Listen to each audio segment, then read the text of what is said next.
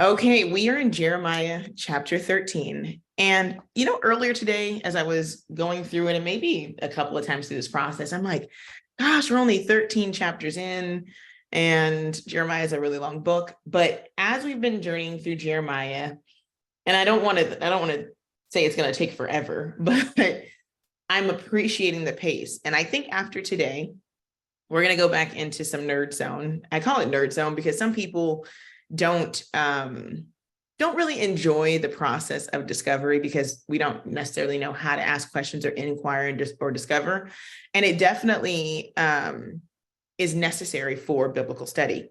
I'll also say this as a sidebar: the pace that we're taking through Jeremiah is this pace of study.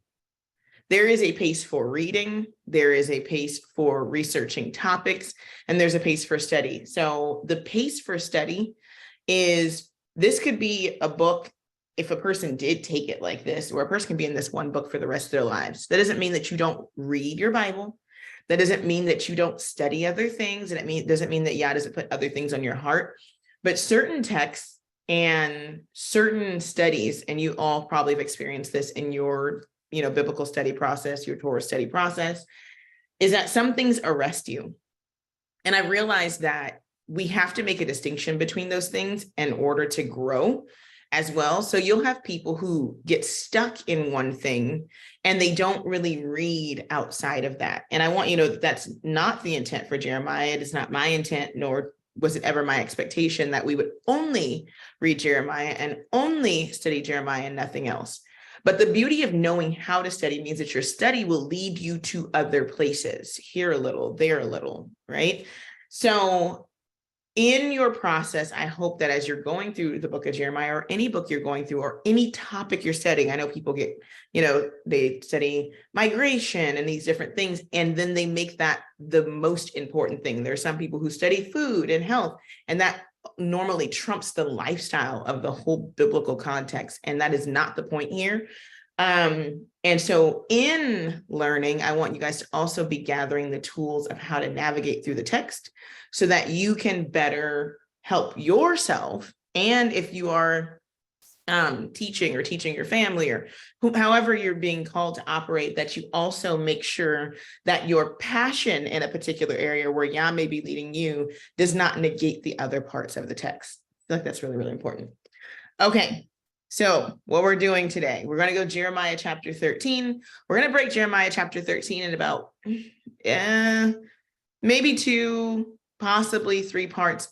Really, I think it's going to be two parts. And the reason why is because there are some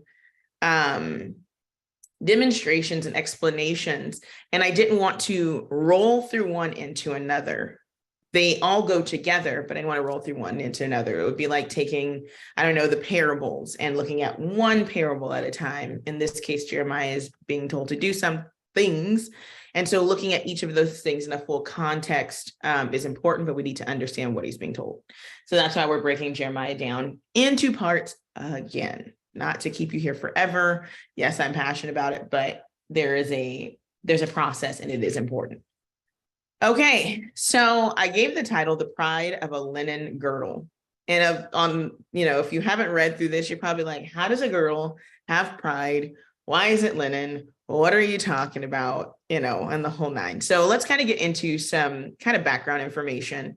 So last week we learned about Israel. It was specifically Judah and Jerusalem, and looking at wickedness and how the wicked prosper. And it's interesting because chapter 13 kind of rolls over where we're learning why it looks like they have prosperity and what's going to happen. I think that's really cool because literally knowing what is underneath the surface, Yah giving us insight, is absolutely amazing. So we're going to learn this week that it's the pride and it's the attachment to the source that's making it look like Jeremiah pointed out, making it look like the wicked are prospering. And so Yah is going to give this picture of why it looks like they're prospering and what's going to happen when that connection is no longer there. Pretty cool. All right, let's jump right into the text. Let's go right in. I'm actually going to start you in Psalm 93. Like Psalm 93. Here you go, Hulda. Starting us in random places. Yes, we're going to start in Psalm 93. And we're starting in Psalm 93 because I want you to just put your mind on how Psalm 93 says that Yah is dressed, if you will. Now, of course, this is not saying that, Yah is dressed like how it is in my imagination, but let's just look at this psalm. Psalm 93 says, Yah reigneth, he is clothed with majesty. Yah is clothed with strength, wherewith he hath girded himself. The world also is established that it cannot be moved. Your throne is established of old. You are from everlasting. The floods have lifted up, O Yah. The floods have lifted up their voice. The floods lift up their waves. Yah on high is mightier than the noise of many waters, yea, than the mighty waves of the sea. The testimonies are very sure. Holiness becomes your house. O Yah, forever. Okay, we just keep that in your back pocket. All right, let's go on to Jeremiah chapter 13, verse 1.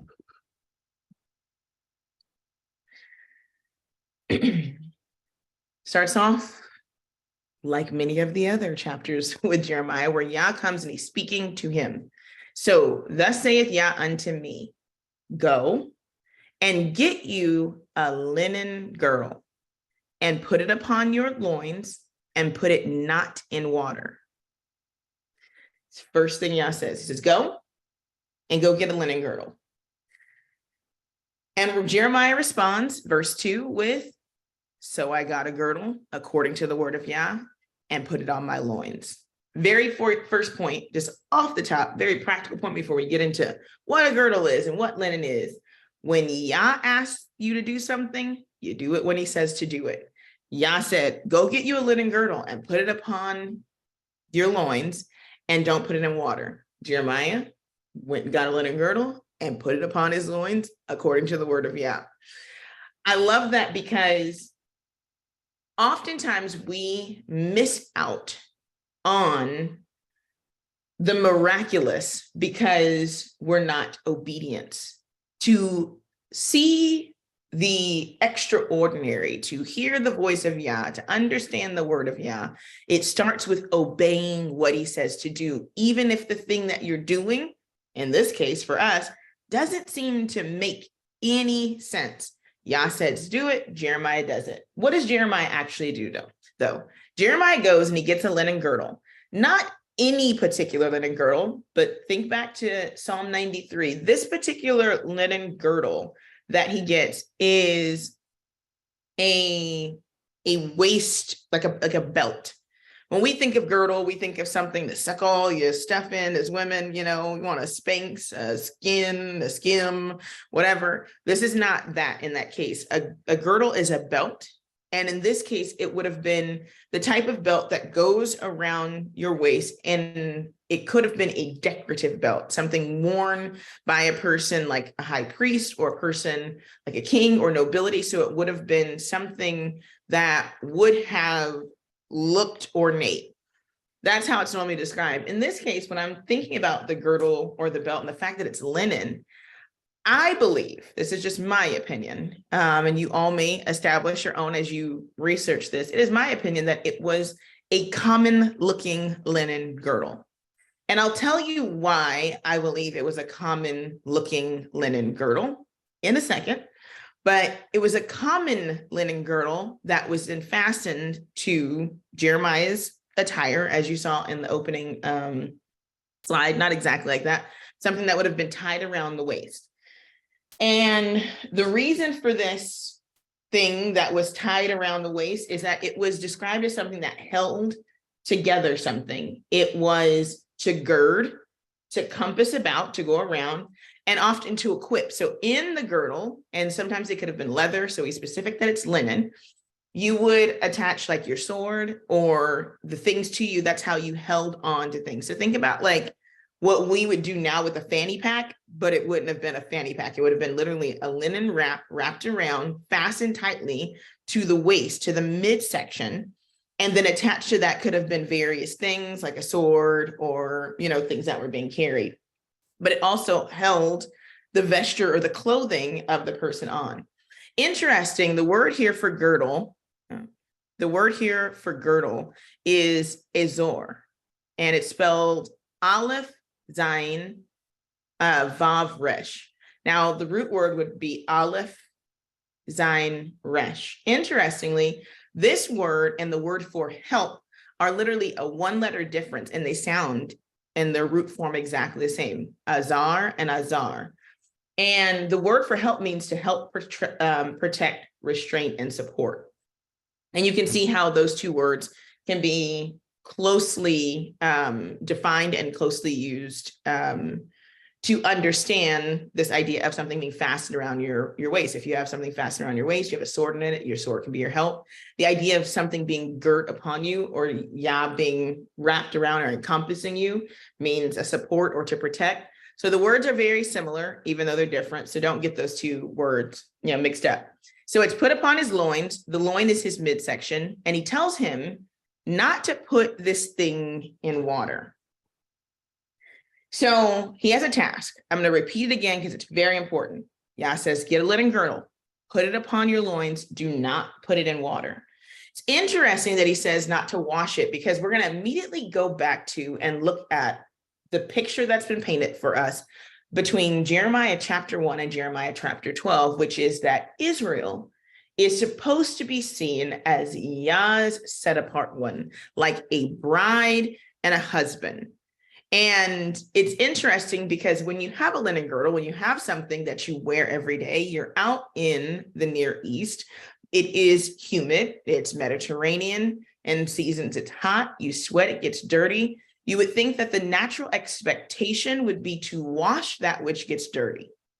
So Yah is establishing and painting a picture once again. And the reason why we've been taking our time through Jeremiah is because the pictures that Yah is painting for Jeremiah are very, very, very important. And they help us to better understand our relationship and how Yah wants us to understand him, and specifically in the area of repentance and turning back to him in the way that he establishes. So we're going to pay close attention to the task, and then we're going to process the information. You're going to see that pattern. You have the obedience, paying close attention to what's being said, and then the process of the information. What jumped out to me, and it didn't jump out to me till later, was put it on and don't put water on it, don't wash it. And a verse immediately came to my head, and that is Ephesians 5. And let's go there. And we're going to go down to verse 25, and we're going to talk about, and actually let's go to verse 22. We're going to be looking at Yah as a husbandman, as the king, as the ruler, as the head of the nation. In this case, we're looking at Judah and Jerusalem because Israel's already been dispersed. And he's having an issue with their response to him, and is also watching their response to false gods. So just keep that in your head too. So Ephesians 5:22, you guys have all heard this. Most of us in here at this point are women. There might be other genders who come on and watch it later, but right now I'm talking to women. Verse 22 of Ephesians 5 says, wives, submit yourselves unto your own husbands as unto Yah. For the husband is the head of the wife, even as Hamashiach is the head of the assembly, and he is the savior of the body. Therefore, as the assembly is subject unto Hamashiach, so let the wives be to their own husbands in everything.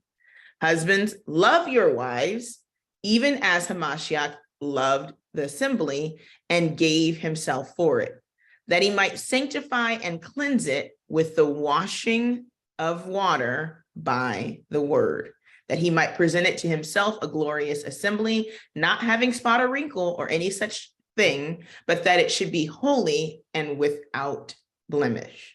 So ought men to love their wives as their own bodies. He that loveth his wife loveth himself. For no man ever hated his own flesh, but nourished and cherished it, even as Yah the assembly. For we are members of his body, of his flesh, and of his bones. Stay with me. You're like, why are we in Ephesians? Hold on. Why are we going here? Stay the course. All right. So he tells them, get a linen girdle, put it upon your loins. Do not put water on it. Interestingly, it directly begins to reflect the condition of Israel in that they wanted to be attached to Yah. They wanted to have the benefits of having Yah as their Elohim, but they did not want to be washed in the word or found without blemish. And we've covered that from 1 through 12. You had Josiah's reformation. You had Yah point out, nope, they said they got clean and they didn't. That is not what they wanted. So Jeremiah's task is one of a demonstration through a physical wearing of something that's saying, you want to be a part of something clean. He didn't tell Jeremiah not to bathe, right? You want to be a part of something. You want to be attached to something, but you don't want to be cleansed in the process. The first thing that comes out. So he goes on, he puts the girdle on, and then verse 3, it says, and the word of Yah came unto me a second time. So Yah spoke the first time, get a girdle, put it on. Now we're interpreting as we're going, but Jeremiah is simply being obedient. Jeremiah has no interpretation, and technically we don't either because we're just breaking it down. Yah's going to give the interpretation.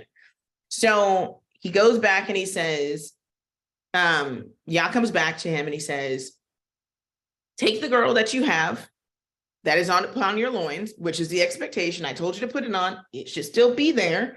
So he says, take it, and I want you to go to, I'm going to read this word as it reads here. We'll get into this in a second. Go to Euphrates and hide it there in a hole of the rock.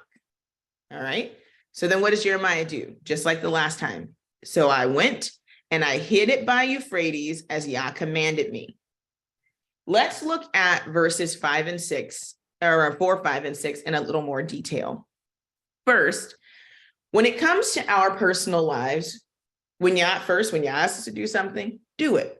Because Yah is never asking us to do anything that is not going to lead to our deeper spiritual development, our better understanding of him, and a better understanding of our relationship with him, flat out. So Jeremiah, like we said, remember we said before, he said, you know what, Yah, it's not that hard. I'm just going to do it. Now the task seems a little weird. Take a girdle, put it on, wear it, don't wash it. Okay. Okay. This girdle you have on, take it now and take it and put it in a hole in a rock.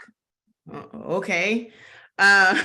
Seems pretty silly. I wrote a note down that says, we're supposed to keep doing what we are told until we're told to do something else. So from verse 1 to 2, Jeremiah gets the girdle, he puts it on. It doesn't say how many times he did it, doesn't say how long he wore it. He just wore it according to the example. And when Yah returned to Jeremiah and said, now take that girdle that you have on and do something else with it, he still had that girdle on. It's a valuable lesson in keep doing what you were told until you're told to do something else. Jeremiah could have put that girdle on every day, like, this is so dumb. I'm putting on this girdle every day. It's dirty, it's sweaty, it's musty. Why am I? Every day, Jeremiah did his thing and put it on. It doesn't say anything about what else Jeremiah did. For all intents and purposes, Jeremiah carried on and just did whatever he did on a regular day basis according to whatever his tasks were. And he put that girdle on every day with it. And then he waited. He waited, didn't say Jeremiah was so upset, and Jeremiah, he kept at the task. Now you can see how this lesson's like double layered. It's not only what Jeremiah is doing, but also what we should be observing. I wrote a word down called metacognition, and this lesson really, really put me in that place. And it means to think about what you're thinking. A lot of times when we study what's on the top, and we don't go any further than that. Or we think we're being deep and we miss what's on the top, which then messes up our process of thinking. Metacognition is literally to think about what you're thinking. And when we put it into a biblical context, it literally means to think and meditate on what you've been told and specifically doing what's right in front of you. So we see Jeremiah literally putting on this thing until Yah comes and speaks. And then when Yah comes and speaks, he gets the next step. So what's the next step? He tells him to go to Euphrates. Now here we're going to take a little nerd moment just for a second. And I'm going to show you, I'm going to show you where Euphrates is, or I'm going to at least give you an idea of where Euphrates is. So the Euphrates River is a river, and it's a river in Babylon. The Euphrates River, in the context of the river, is over 300 miles, a one-way trip from Jerusalem. And it is located directly at the border, like the border that borders Babylon, modern day Iraq. Iraq today is Babylon. And so in the text, when we see the word Parat or Euphrates, or Parat, which is the word for Euphrates, it's normally accompanied by, and I'm going to pull up a biblical word study. The word is normally accompanied by the word Nahar. Nahar is the word for river. So when it's talking about a particular place, so if we go to Genesis 2:14 and we look at it, it says, and the name of the third, it's listing the rivers that flow through Eden. And so it says you have, the Tigris, the Euphrates, and the rivers that flow. Specifically here, it's dealing with rivers. So we know this is the fourth river is the Euphrates. So we know it's a river. So you have it here. When you get to Genesis 15:18, here we have it hyphenated essentially, but it's Nahar Parat. So it's the river Euphrates. We're talking about location, the great river Euphrates. From the great river Egypt to the river Euphrates, talking about the boundaries of the actual promised land. If you go down to Deuteronomy chapter 1:7, it says Nahar Parat. It as far as the great river Euphrates. Deuteronomy 11:24, here you have it Nahar Parat. And it says on up to the Western Sea. Joshua 1:4, the river Euphrates. I'm belaboring this for a reason, okay? 2 Kings 23:29 says at the river Nahar Parat. Once again, it's the river Euphrates. 2 Kings 24:7, the river Euphrates. Jeremiah 13:4, he says, go to Parat. You see the to the is italicized. He says, literally, go to Parat. And he says, and hide in the cleft of a rock. That's the translation. In the other one, it says hide under a rock. It literally says to bury or to hide in the cleft of a mountain or a mountain range, or like a rocky, hilly place. And then again, when we get to Jeremiah 13:5, he says what he did. He says, so I went and hid it by, the is italicized. That's an addition by the translator. By or in, and it's Parat, just as Yah had commanded me. He's going to go back. I'm going to go back to this 2 more times. You're going to see that.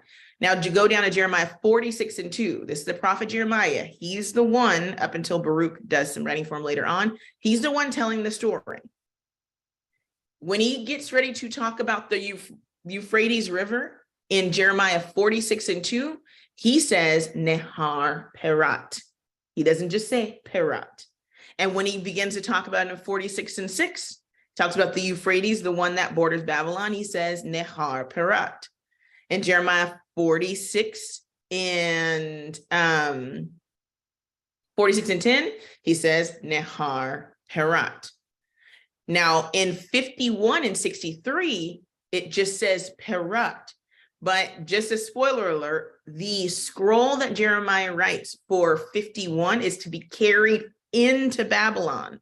So there's not a necessity to distinguish between literally throwing it into the middle of the Euphrates, because they will be in Babylon with the Euphrates being the Euphrates. So there's no distinction. I want to point that out. And the reason why I'm pointing that out is because when you get to researching and you're looking into certain things, it's important that we keep things in the context of the land and the region. And a lot of times the people who pick up, if you will, the who attach themselves to the word, begin to teach the word, do not keep it in the context of what's happening. So we're going to talk a little bit about a place called Perat, just briefly, bear with me. And the place named Perat is still a place that is in, it's still in Israel to this day. And it is located, check this out. It's located right outside of Anathoth or Anatot. And Anathoth is the place where Jeremiah is from. It's a Levitical portion, a Levitical piece of land that's been given to the people, to the Levites of the tribe of Benjamin. Anathoth is, and within that borders is this place called Perat. I do not believe Jeremiah, not that I don't think he would have, because he was obedient to Yah, but I don't think Jeremiah was told to go to the Euphrates River 300 miles away. I believe Jeremiah was told to go to Perat. Today it's called Ein Perat or Nahal Perat. And this particular Perat was a part of, like I said, the priestly inheritance. And it was a place that was very similar, if you guys remember the 1st and 2nd Samuel series, as En Gedi, which is a rocky, riverous, canyonous region. And the reason why I believe it's this place is a couple of reasons. He tells him to hide it in the cleft of a rock. And if you can see the picture on the side, and I'm actually going to pull up some larger pictures of it. If you see the pictures on the side, there we go. These are actual pictures of this area today, different regions. It doesn't all look desert, but he says to hide it in the cleft of a rock. And the reason why we know it's the cleft of a rock, a particular cleft, is if you look at the word cleft, C-L-E-F-T, it's like a canyonous area. Later on, when we get to part 2 of this, we're going to look at how Yah is going to talk about them being in a shadow and them not having light because of them being, of course, self-deceived and in sin. And the pictures that our ancestors got, specifically David, of the valley of the shadow of death, came from the idea of these particular canyons that normally had water and river running through them, but also, wildlife went through. There were places, literally like caves that you can climb into. If you guys remember Qumran and other places, didn't always look desert like it does today. We would have had water, and these areas still have water and oases in them. And these are places that our prophets and our kings and our exiles would go either to get away, to go and be away from the people, to run from people. David hid in En Gedi, which is looks very much like this region. And he hid in this area where there was fresh water. There's water that came down, the river water, flowing water. There were caves and places to hide, so it'd be cool in the hot times, of course, and to be out of the draft in the colder times. It's close to the water, so it's temperature regulated, which is why the Qumran scrolls would have been preserved. But also what's very, very important about this area is the shadow. I mentioned the shadow. So the idea of, yea, though I walk through the valley of the shadow of death, I'll fear no evil. Well, before there was the destruction of the natural ecosystem of the land, which has still not been restored. And there were obviously mountains and there were lions and predators who were in these mountains. And so even in the daytime, if you're inside of a canyon, you can see it here too. If you're inside the canyon and the sun begins to set, even if the sun is still up, this area within the canyon is dark. And so when you talk about the valley of the shadow of death, in these areas where these people ran to hide to, ran and hid in, they were not always safe, especially when you talk about the Asiatic lion that actually was in this region for a very long time. You had that being a thing, it's a thing because David fought lions as he tended to sheep. But also you had people who were running in these canyons to flee for their safety outside of Jerusalem and in Israel. And so you can see the shadow going in. That's important. So when you think about Perat and you think about what happened before, obviously the life of Jeremiah is being pursued.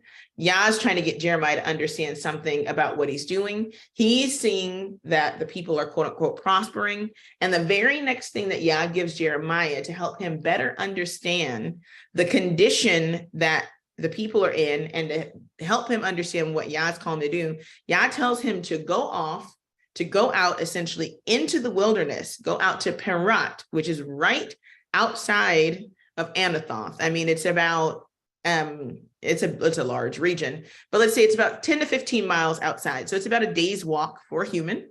Outside of there, it's quiet. Of course, it is nature, so it's serene. And Yah begins to speak to him when he goes there. He tells them to take this linen girdle and he's going to hide it in a cleft of a rock. Now, why do I say a cleft of a rock? Some translations obviously say to hide it. It says, let me see, take the girdle and put it in a hole of a rock. Okay, so if you now have like the topographic or a geographic view of what it looks like, you can understand now what a hole of a rock is. Also here, the word for this for hole is literally a cleft or a crack. It's nakik. It's like the cleft or crack. And the word for rock here is not the word, if you know Hebrew, that's typically used for rock, which is eben, but it's it's selah, and it means a place, a rock, or in the cliffs. So he says, hide it in a cleft of a cliff, hide it in the cleft of a cliff, essentially. Okay, that's a bit of the nerding out. That's why I think it's Perats. And not just Nahar Paratz, the Euphrates River. And so he went. So it says, so I went and I hid it by the Euphrates as Yah commanded me. So he does exactly what Yah commands. And we see here that the next task is not given until Jeremiah completes the previous task. It's a very, very, very important biblical concept principle to put into place. If Jeremiah would have never put on the linen garment and wore it, Yah would have never come back to him and said, okay, now do this. He would have been still stuck on the first task. You have to complete the first task before you get further instruction, especially in this case, when there needs to be interpretation for the things that you're being called to experience. Many of us are probably living it right now. We're in a position where we're experiencing something and we don't fully understand what we're experiencing. We can kind of see that Yah's hand is in it. We're being obedient, but we can't see the full picture. I want to encourage you to continue to do what you've been told to do, because it's in the doing of the thing that you've been told to do that the revelation of that thing is going to come to pass. Let's keep going. So Jeremiah, it came to pass after many days. He had that thing on, that stinky, non-washed garment on many days, that Yah said unto me, arise and go to Euphrates and take the girdle from thence, which I commanded thee to hide there. So he went, he put the thing in a rock. Many days passed. Yah speaks again. He goes up back to Peratz and he takes the girdle, which he commanded him to hide there. And verse 7 says, then I went, he told me to go. Then I went and I digged and took the girdle from the place where I hid it. And behold, the girdle was marred. It's interesting here that Yah is giving Jeremiah one step at a time. Yah could have, in the very beginning, in my human, very finite mind, said, Jeremiah, you're going to wear a girdle. You're going to wear it for a while. I'm going to come back to you and I'm going to tell you, take that girdle off and take it to Perat. You're going to put it in the cleft of a rock. And then in a few days, I'm going to tell you to come back. When you come back, you're going to come back and the girdle's marred. Can you do that? All right, good.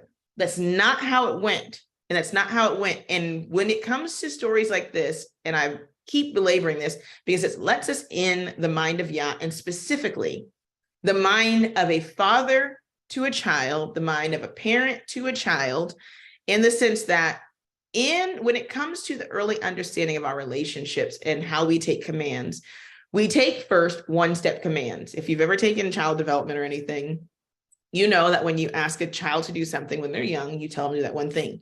Grab me and a lot of times you have to go along with them to do the task, right? As they get older, you understand their cognitive development because they can take multiple step tasks, right? Do this and then do this and then do this. In this case, it shows us that Yah wanted every individual thing to be seen without thinking about the next thing that was going to happen and just trusting that it was for the reason it was. I'm sure Jeremiah had thought, I'm sure Jeremiah was like, maybe this is for this, or maybe this means this, but he did not overthink doing what Yah told him to do. He didn't get so caught up also in the doing that he forgot. When Jeremiah was told after many, many, many days to go back and get this linen girdle, he knew exactly where it was. He went and dug for it, and he found that it was marred. And I'll get to the second part. So it goes back to what Yah originally had shown Jeremiah or told him about their relationship, which was, I'm going to cause you to see things. And then as you see those things, I'm going to verify that what you saw was exactly what you saw. And so the observation, the looking, and the obedience is going to lead to the interpretation. And unfortunately, many of us miss Yah's voice because we don't want to look at the things in front of us for what they are. We tend to fantasize them. We tend to want to come to conclusions too quickly. Well, I was working on a thing this last week in class, and we were talking about the ladder of inference. If you don't know what that is, I suggest you look it up. But we all operate based upon these mental models, and these mental models are our experiences that we have that help us to make quick decisions. And a lot of times these quick decisions help us stay alive or help us to be productive people, help us to get things done. We don't have to think about what it's like to brush our teeth every day, the simple things, because they have now become a part of just our automatic response. But when it comes to things that are deeper, we're supposed to develop a mental model that's not marred by trauma and by sin and by experiences, so that our mental model is flawed and we make implicit assumptions that hurt us. When we look at the text and we start thinking about how we're supposed to function as a people, how we're supposed to function as the priest, as a nation of priests, as a nation of prophets, as we think like that, we cannot continue to think in a way that causes us to not take in the small observations that lead to the big truth or the big interpretation from Yah, because we're so quick in wanting to get to the end result. We're so quick in wanting to get out of the uncomfortability. We're so quick in wanting to move from one place to another that we don't follow the small in-between tasks that lead to the great revelation or the great understanding. And so with the ladder of inference, how it works is a lot of times when we see something, when we read something, when we're introduced to something, because we either don't have time, we don't want to labor, we try to quickly connect it to information we already have so that we can get the conclusion. When it comes to Yah's word, when it comes to our lives, when it comes to prophecy, when it comes to biblical interpretation, when it comes to just living our lives, we have to be slow to watch and observe what we see, be obedient to what we've been told, and to slowly take in the process. It's really our trauma that doesn't want us to take in the process. And we look at a person like Jeremiah walking alongside Yah, who is willing, even in the midst of seeing things that are traumatic, seeing his family behave in a particular way that is traumatic, literally having his life threatened, that he's still willing to move slow with Yah because he's not resting. And this is funny, it's like an oxymoron. He's not resting in fear and anxiety. He's resting in the truth of who Yah is. The fear and anxiety makes us want to make quick decisions. Fear and anxiety makes us want to run away. Fear and anxiety makes us think that things are doomed and the end is imminent.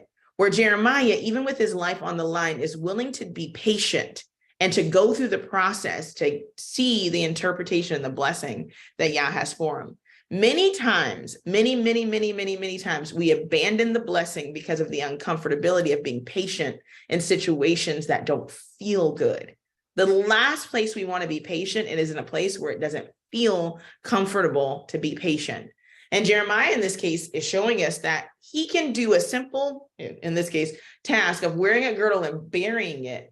And even probably, if he did, wonder maybe what is this for, but do it because he understood that even the small things that Yah was showing him was going to lead to his good, to the expected end that Yah had for him, because Yah said, before I formed you in the womb, I knew you and I called you to be a prophet, and I'm going to do something to you. And he trusted in who Yah said he was, to the point of even doing, in my human opinion, a pretty futile task.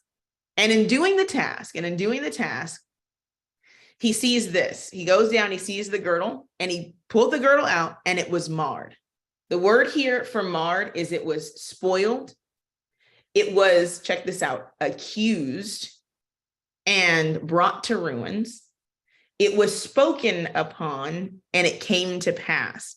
The word here for marred literally means that something was said against that thing, and that thing negatively in that case, and that thing came to ruin. Yah shows him this garment that's been marred, and then the last part, and it was profitable for nothing. So we went the block, we went the long way, but this last part of it being profitable for nothing directly goes back to chapter 12, where he says, I saw the wicked, and they prospered. And he couldn't see how they could profit or be advanced or be, the word salah, remember we did that word last time. And now Yah gives him a visual for him to attach to what's been said. And he says, you saw this garment that you wore that never was cleansed, that stayed on your body, that was taken and then detached from you. You put it in a cleft, and when you came back for it, it was marred, and it was good for nothing. It did not serve a purpose anymore. Once you took it off of you, it was absolutely destroyed. He sees this. He doesn't give his own interpretation of what happens. Nope. What he does is he waits. And as he's seeing this, and as he's taking in this full experience, that took a lot of time, it took days for this to happen, verse 8 comes along. Then the word of Yah came unto me, saying, thus saith Yah, after this manner will I mar the pride of Judah and the great pride of Jerusalem. Jeremiah couldn't understand in chapter 12 how the wicked prospered and how they would be brought to an end. Remember, he tells Yah, but I want to see it. And so Yah doesn't just wait until Jeremiah is, old man and sees the destruction. He goes, remember, I told you it's going to happen. Here it is. He literally says, if you want to see it, put on a linen girdle. Don't wash it. And then when I come back to you, I'm going to tell you to take it to Perat. And when you take it to Perat, put it in the cleft. And then leave. And then I'm going to tell you to go back and get it. And when you go back and get it, it's going to be marred. I'm going to show you, but I'm going to show you in the way that I'm going to show you. And so often we're looking for the way that Yah shows other people. We're looking for Yah to show us in the way that he showed us before. And Yah was like, I'm going to show it to you in a way that's going to make sense to you, so that when I explain what I'm saying to you, you don't have to go to 15 million other places to get what is happening. You will know like you know, like you know. He says, I'm going to mar the pride of Judah. Why? Chapter 12. Yah says, they rose up against me. They roared in my face like a lion in the forest. He says, they have pride. They have risen up. They're boastful. They think they have increased themselves. They think they are triumphant. They have lifted themselves up, and they have literally lifted themselves up against me. They believe in their own thoughts of grandeur. That's another word for this word for pride.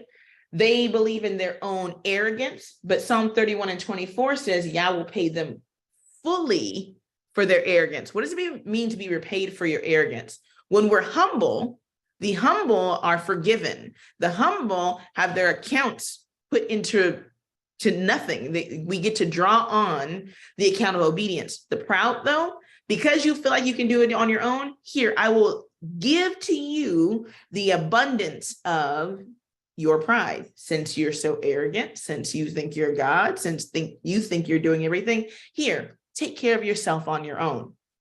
And literally they got to a place where instead of us praising Yah for his doing, Exodus 15:1, and then verse 7 goes on to, and praising him for his doing, if we're prideful, we'll be thrown down like an enemy or an opponent of Yah. He's like, they I have brought accusation against them according to my word, because my word says that those who are for me and who are humble, I fight for them. I forgive them. I am literally their protector. I encompass them.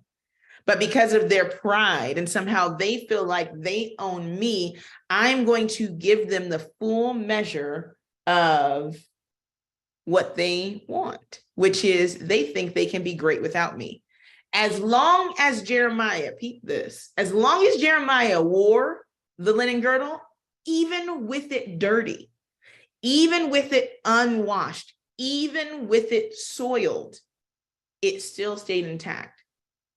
But when he took it off of him and cast it away and put it into that cleft, the bacteria and the dirt and all the stuff that gathered into it, and then being in the natural elements with the moisture and whatever else, literally caused it to immediately go in decay. Many people don't realize that the only reason that they're still holding on by the skin of their teeth is that Yah has not taken them, this filthy, dirty linen garment that does not want to be cleansed. He hasn't taken it from off of him. As soon as Israel is untied from their source, they immediately are going to go into decay and destruction. Yah is saying the only reason why it hasn't started is because I, in my perfection, am still wearing this marred linen girdle. I'm still wearing this filthy, dirty people who are supposed to be upon me as beauty. And now my name and what I purpose is being soiled because I love them, but because I love them so much, I'm still wearing them upon me. That's the only reason they're still being sustained. He was like, don't ever think it's because of them that they're prospering. Even in their filthiness, it's because they're still attached to me. Verse 10 says, this evil people, this dysfunctional people, I actually wrote my own translation of this. It says, this dysfunctional people refuses to hear and obey my words, but in their stubbornness, they've severed their connection. The word there for it says to sever, or they don't want to be attached, is literally they've refused, and they walk in the imagination of their own heart, means that they literally have detached their umbilical cord, and they refuse to follow me, but rather walk after their own will to other gods. The translation here says, this evil people which refuse to hear my words, which walk in the imagination of their own hearts, this word here, of their own hearts, and walk after other Elohim to serve them and to worship them, shall even be as this girdle, which is good for nothing. See, Yah giving the interpretation. He says, why? This evil people who refuse, the word for refuse is like a girl or a father or a family who refuses to acknowledge a marriage contract and refuses to obey the covenant commands that are in it. See, the word refuse is much more layered than saying, oh, I don't want to do it. He's like, no. She understands what it is, and she is blatantly refusing to do those things that she hears in those words. And it says, and which walk in the imagination of their heart. In English, this is translated as stubbornness, but the root word for it literally means to say, I'm going to detach myself and do what I'm going to do. I don't need you anymore. A better understanding of that, if that is not a picture that literally rings a bell for you, imagine the baby who was in a mother's womb deciding that I don't need this umbilical cord thing. I am old enough and I understand, I have a brain, I'm going to take care of myself, not realizing that the connection or the umbilical cord is what's drawing the nutrients from the source in order to literally keep the heart beating, literally keep oxygen happening, literally keep nutrients coming in. But because this baby, right, sounds silly, thinks that it knows better than its maker, it is deciding to detach itself from the source, which means that eventually it will die. And so what Yah is painting the picture of, it's saying Israel, thinking that there's something without me, is deciding to sever or detach itself or want to be off my waist, wants to be off and away from me so they can serve other gods and worship them. And so he says, and if they do so, once I take them off of me, they're going to be like this linen girdle, which is good for nothing. Good for nothing. I have a couple of verses, and it's going to make these New Testaments, people call them verses, come more to life. Let's go to Matthew chapter 13, verse 21. Matthew 13, verse 21, very familiar verse, but all of our pictures come from Torah and Tanakh. There's nothing in the New Testament that's new, but as Brad Scott says, it's just true. It's just true stuff that's there. And let's see, Matthew 20. Okay, let's start with John 15. Let's go to John 15. All right, and then we'll go back to Matthew. John 15, start at verse 5. Start at verse 4, 3. Now ye are clean through the word which I have spoken unto you. Abide in me, and I in you, as the branch cannot bear fruit of itself, except it abide in the vine. No more can you, except you abide in me. I am the vine, ye are the branches. He that abide in me, and I in him, the same bringeth forth much fruit. For without me ye can do nothing. If a man abide not in me, he is cast forth as a branch and is withered, and men gather them and cast them into the fire, and they are burned. If ye abide in me and my words abide in you, you shall ask what ye will, and it shall be done unto you. When you get that picture of this linen thing, this garment, going back to Psalm 93, this girdle that Yah has put around him, he's chosen Israel in that position.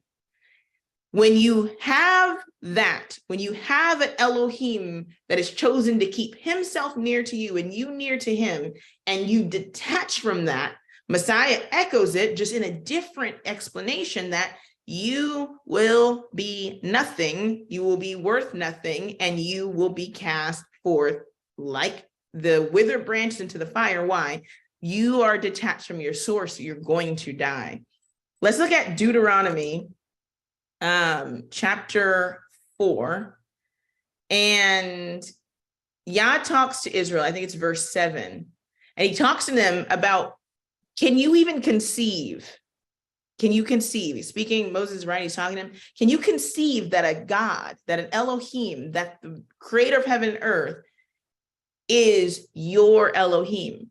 Verse 7 says, for what nation is there so great, who Elohim hath so nigh unto them, who hath Elohim so nigh unto them, as Yah our Elohim is in all things that we call upon him for? And what nation is there so great that has statutes and judgments so righteous as all this law, which I have set before you this day? Only take heed to yourself and keep your soul diligently, lest you forget the things which your eyes have seen, and lest they depart from your heart all the days of your life. But teach them to your sons and to your sons' sons, especially the day that thou stoodest before Yah, your Elohim in Horeb, when you said unto me, gather me the people together, and I will make them to hear my words, that they may learn to fear me all the days that they shall live upon the earth, and that they may teach their children. And ye came near and stood under the mountain burned with fire into the midst of the heaven, with darkness, clouds, and thick darkness. And Yah spoke unto you out of the midst of the fire, and you heard the voice of the words, but saw no similitude, only you heard a voice. And he declared unto you his covenant, which he commanded you to perform, even 10 commandments, and he wrote them upon 2 tablets of stone. And Yah commanded me at that time to teach you the statutes and the judgments, that you might do them in the land where you go to possess. When you decided, though, I'm adding, to detach from that, when you decided to be like the linen garment, when you decided to go your own way and do your own things, then you were good for nothing.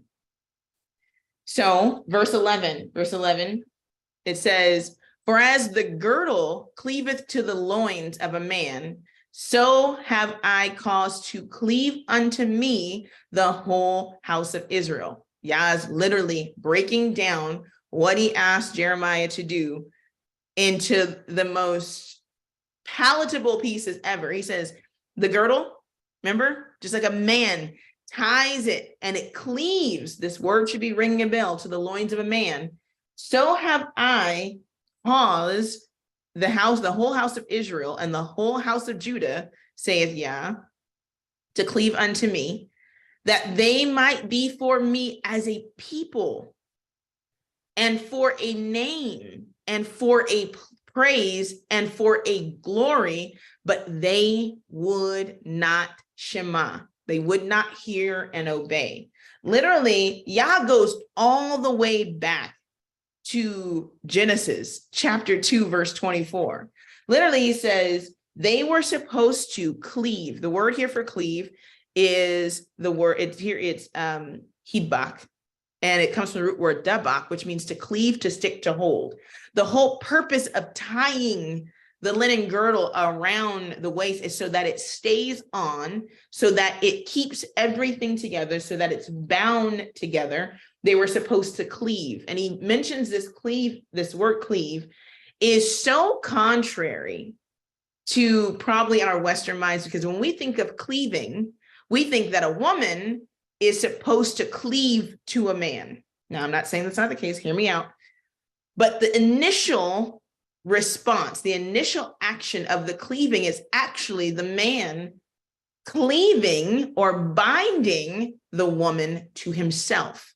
Yah says, I did the initial action. I brought you, I got you, and I cleaved to you first. Literally, it means that I was loyal. I gave you affection. I gave you physical proximity. Literally, was in the wilderness with Israel for 40 years and hasn't left them since.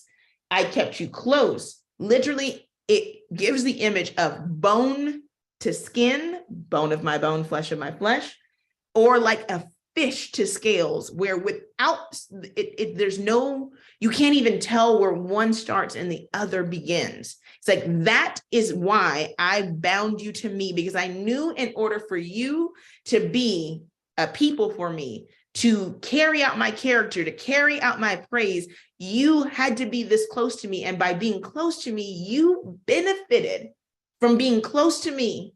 You benefited from being tied to me, yet this is your response. Let's go look at that Genesis verse. The Genesis 2:24, everybody has read this, but I didn't read it like this until today.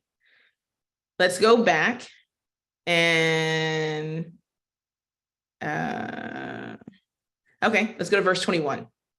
And Yah caused a deep sleep to fall upon Adam, and he slept, and he took one of his ribs and closed up the flesh instead thereof, and the rib, or the side, which Yah had taken from man, made he woman, and brought her unto the man. And the man said, this is bone of my bone and flesh of my flesh, and she shall be called woman, because she was taken out of man.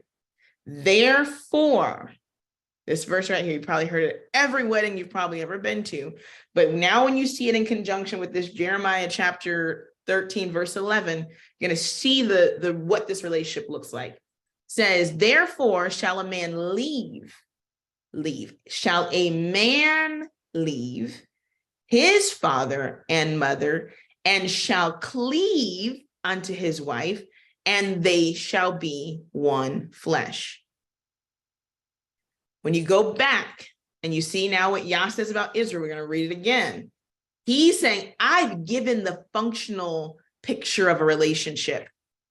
The response of the bride, the response of that which has been caused to cleave. I literally, by cleaving, I have taken her and I have put her upon me. I have attached her to me.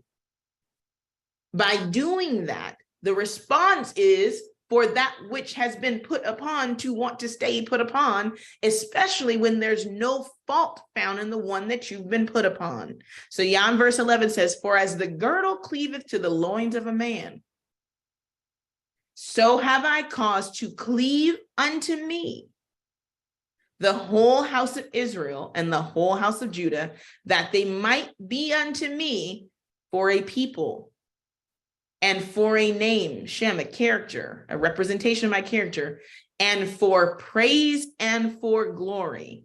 And he says, but they would not hear and obey. Literally, they didn't want any of this. They didn't care. They didn't want to be attached. They did not want to reciprocate the relationship.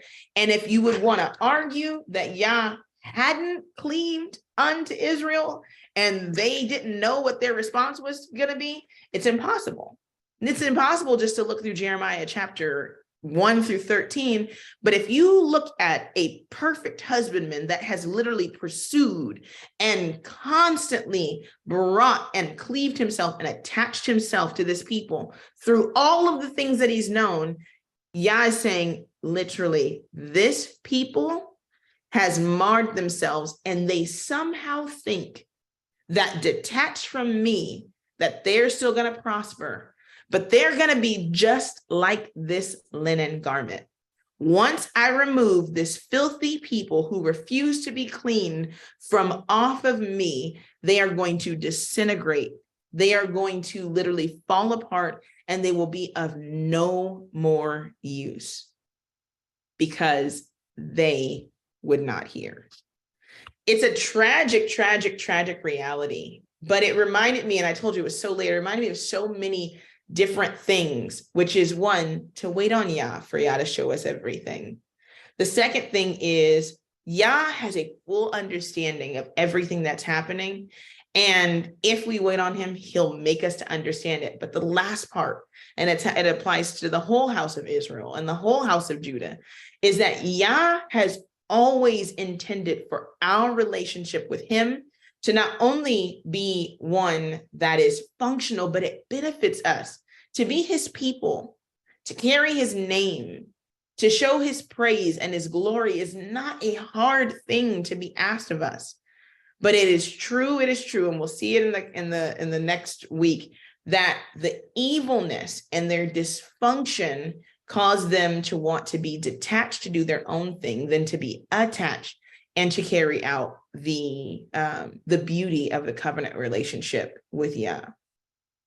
It causes us to have to pause and to think about what Yah is telling us, what he is showing us, and how to wait on him so that we can be a people for his name, that we can be for his praise and for his glory. It's very, very important that we obey what he says because it's for our good, that we stay attached to our source, because that is where all the goodness comes from. And when the world says different, and when things go upside down and things get all topsy-turvy, no problem. We know what Yah has set out for us. We know what Yah has for us. We know the good that Yah has for us, and it'll help us to stay the course. That's it.